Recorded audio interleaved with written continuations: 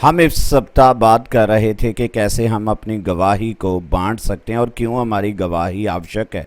और आज मैं आपसे इसी के ऊपर बात करना चाहता हूँ।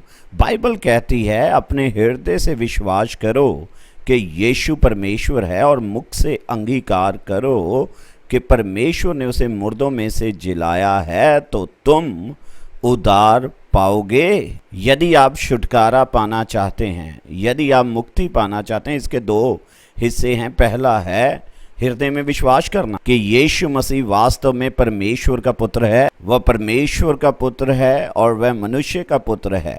और यीशु मसीह आपके पापों के लिए क्रूस पर मरा है और उसे दफना दिया गया और तीसरे दिन परमेश्वर ने उसे मुर्दों में से जिला दिया। जब आप इस बात पर विश्वास करते हैं तो आपका जीवन बदल जाएगा।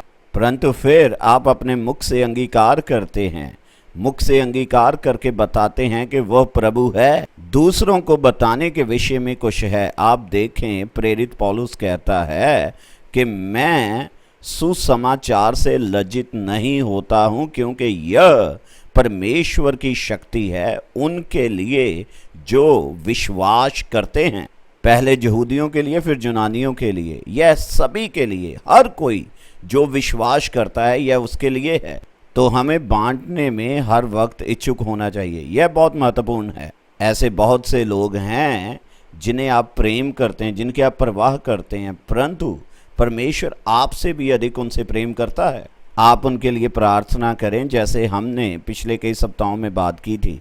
आप उनके लिए प्रार्थना करना आरंभ करें। आप परमेश्वर से कहें कि वह उन लोगों को छुए। आप परमेश्वर से कहें कि उनके जीवन में परिस्थितियां लाए। आप उनके साथ मसीह के प्रेम को बांटें और उन्हें दिखाएं कि यीशु कौन है। आप लोगों के साथ बैठें, आप उनके साथ बड़े आराम से बात करें। आप उन्हें छोटा दिखाने की कोशिश ना करें, परंतु आप उनके साथ चाय पिएं, कॉफ़ी पिएं और आप उन्हें बताएं कि मैं आपको बताना चाहता हूँ कि मेरे जीवन में क्या हुआ है। यदि आप यह करेंगे तो परमेश्वर इसे लेकर इस्तेमाल करें। आज मैं एक व्यक्ति से मिला जो कि बाहर जब मैं बैठा हुआ था तो वह सिगरेट पी रहा था और थोड़ा ऊट पटांग हरकतें कर रहा था। और इसके जगह पे कि मैं उससे क्रोध में आकर उसे कुछ कहता, मैं उसके पास गया और मैंने कहा, प्रभु आपको आशीष दे। और मैंने उससे कहा कि मैं आपको कुछ बताना चाहता हूँ। और मैंने उसे अपनी कहानी सुनानी शुरू की और मैंने देखा उसका चेहरा ही बदल गया, उसके विषय में सब कुछ बदल गया। और मैंने अपनी कहानी उसके साथ बांटनी आरंभ की कि कैसे मसीह ने मेरे जीवन को बदला है। और जब मैं वहाँ से गया, उसने मसीह को स्वीकार नहीं किया, परंतु उसने कहा, धन्यवाद कि आपने यह मुझसे बांटा है। आपको भी इसी रीति से प्रार्थना करनी चाहिए और उसके पश्चात परमेश्वर से कहना चाहिए कि वह आपको किसी से मिलाए और आप उनके साथ बैठकर बड़े प्राइवेट ढंग से बात करें।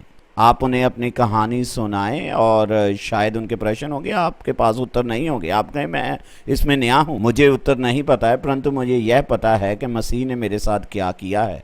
आप उनके साथ अपनी गवाही बांटें।